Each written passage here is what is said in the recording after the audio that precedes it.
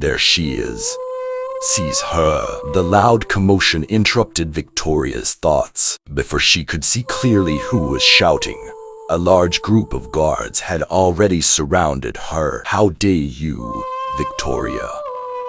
How dare you live in the palace and then elope with a dishonorable man? Do you have some kind of death wish, or are you just completely shameless?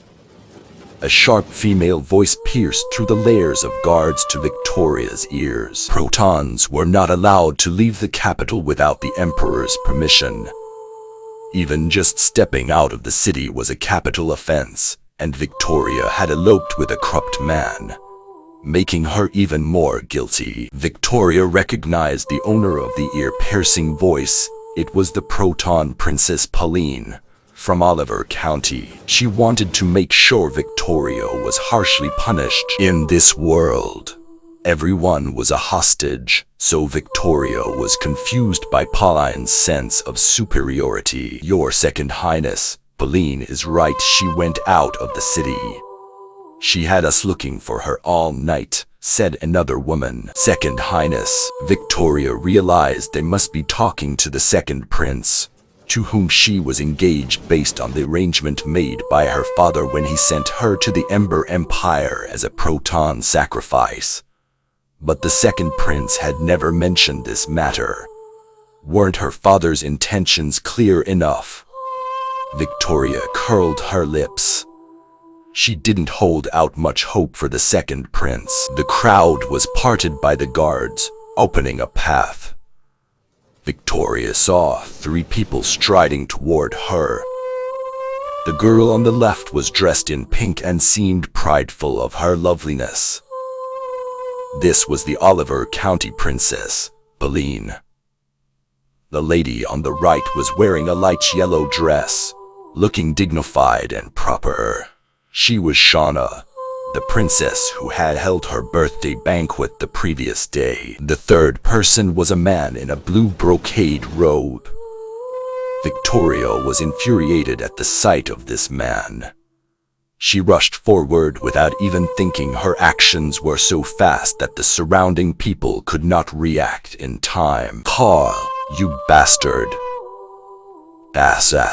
Just a loud, crisp sound rang out as she landed a slap firmly on the man's face, knocking his head to the side. Everyone was stunned at this spectacle. What was going on? Victoria spent all her anger in that one slap. In her previous world, Carl and Victoria had once been engaged, before Sonia had snatched him away at the engagement ceremony. Then, he had the nerve to call upon Victoria to perform surgery on her rival. Since Victoria was kind-hearted, she had attempted to save her. But what about Carl?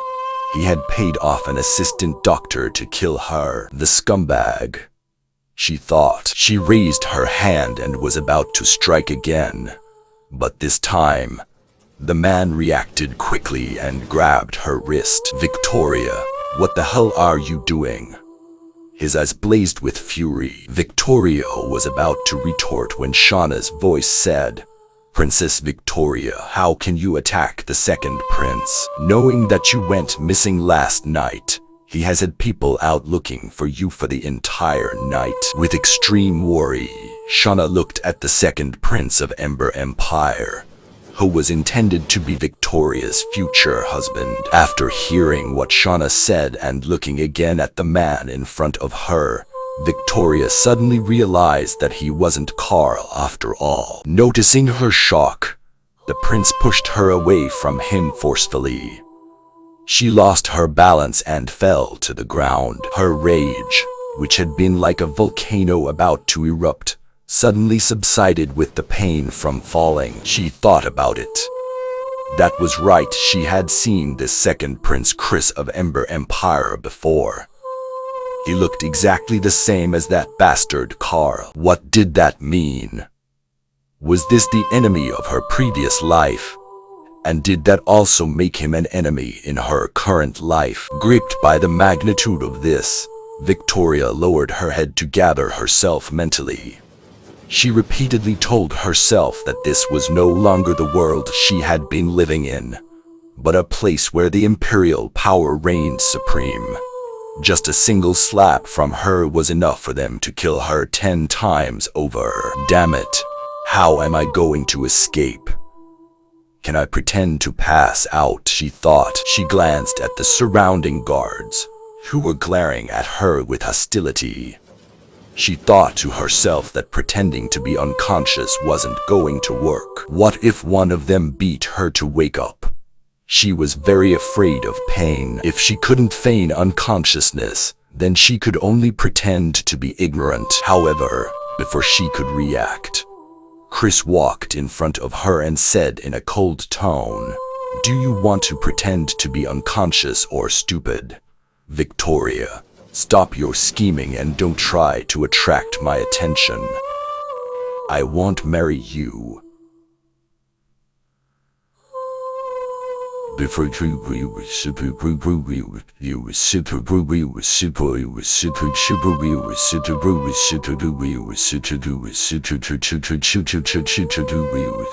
Chris rubbed the handprint on his face and resisted the urge to slap Victoria back. He was a prince and was also a popular candidate for becoming the crown prince. He could not be seen beating a woman in public. The first half of Chris's speech made Victoria feel that the second prince could read her mind. But the second half of it made the corner of Victoria's mouth twitch. Could this man have some information? Why did he think she wanted to attract his attention? Victoria stood up from the ground, rubbing her new bruises gently. Although she was not as tall as Chris, her tone was not weak at all. "Second prince, didn't you hear what Princess Pauline said? I tried to escape, and you think I'm trying to attract you? It makes no sense." She rolled her eyes. Chris was stunned by her words. It was obvious to him from what she said that she didn't think much of him. The woman had crawled into his bed 3 times, and now she said this. What kind of scheme is this? Does she want me captured? That's right, that must be it, he thought. Chris sneered. Oh, escape. Then I want to see who you eloped with. Who would have the guts to take the little Venice proton and run away? Chris felt that the adulterer was a traitor to the sovereign family. Victoria sneered. Your Highness, asking such an overbearing question. Anyone who didn't know better might think you were jealous. Chris was infuriated by Victoria's provocative attitude. She had always been a timid and obedient girl before. So what's wrong with her today? Did she take the wrong medicine? He wondered. Shameless, if you do not hand over your adulterer today, I will behead you right at the city gate, and even little Venice will not dare to say a single word. Victoria could see that Chris was not faking his intention to have her killed. Whether it was anger due to embarrassment or hatred toward her from the start, this threat was real. She pursed her lips, regretting her impulsive actions. But since, in reality, she had just arrived here, she needed time to adjust to the fact that she had changed from the highly regarded Dr. Bennett to the lowly Proton Princess. She was in big trouble. Victoria had no power, so she could only look for someone to pose as the adulterer. If she said the adulterer was Chris' father, the Emperor of the Ember Empire, she wondered if he would believe her. The corner of her mouth twitched in amusement, but she decided to give up on this idea, since it would surely mean they'd kill her faster. I'm damned either way, she thought.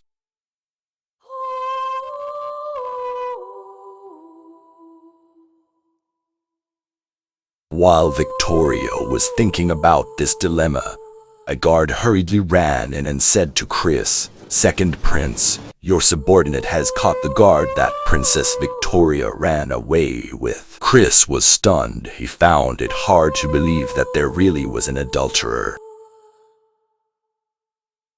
In fact, even though Pauline and Shauna had both mentioned that Victoria had a secret relationship with a guard in the palace, he hadn't thought too much about it because he really didn't want her anyway. But what was going on now?